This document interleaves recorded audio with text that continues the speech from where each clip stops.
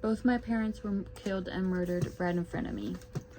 An older man became weirdly obsessed with my mom and began to stalk her.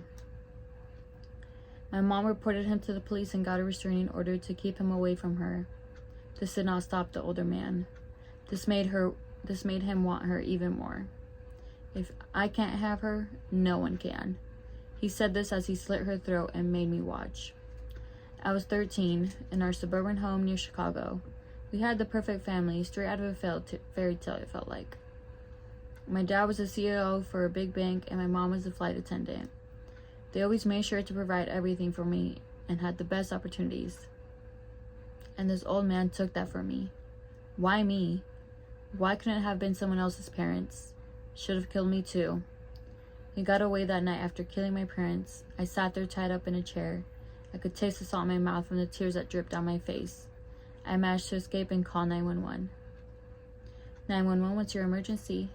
Help. My parents have just been murdered. My life would take a twist like I never imagined. None of my family wanted to take care of me.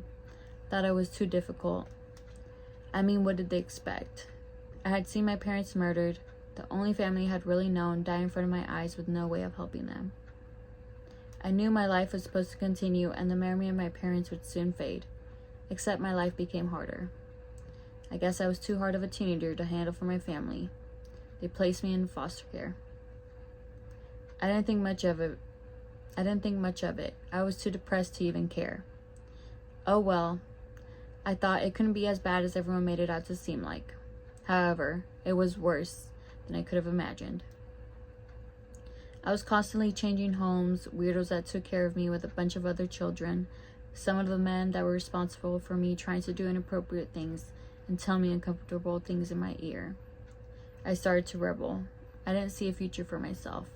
I wanted this pain to be removed from my heart. I need to get out of here. I need to escape. I need to be with my parents. In each home, I would find pills and drown myself in them. I was almost successful until my foster parent came home and found me lying on the bathroom floor and called 911. I was placed in the hospital for a couple of days and the thoughts wouldn't leave my mind. I felt as if I were a prisoner in my own head.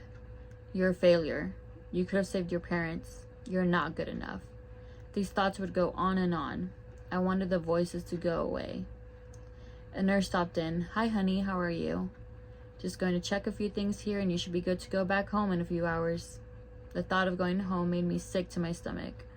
There is no home for me. I smiled and acted like everything was okay.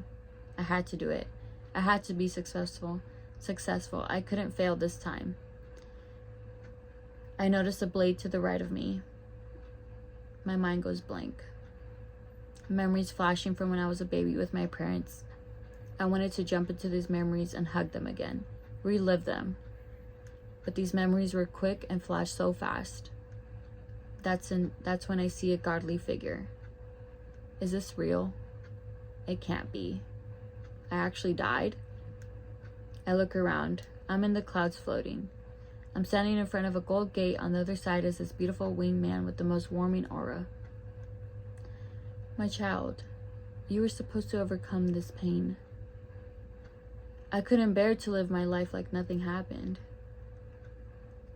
There are evil people out there, and I know you're not one of them. You suffered for a long time. I couldn't speak. The pain was so overwhelming. It was as if someone finally understood how I was feeling. I felt safe. How about this? I understand the pain you went through was too much for you, and as I was planning your life out, I figured it would be, and I overlooked it. I will give you one more chance, and I want you to be a guardian angel to a beautiful girl who is suffering just as you were. This is my chance, my purpose. I agreed. I would meet this girl in her dreams and reassure her and be sure to remind her there is a light at the end of the tunnel.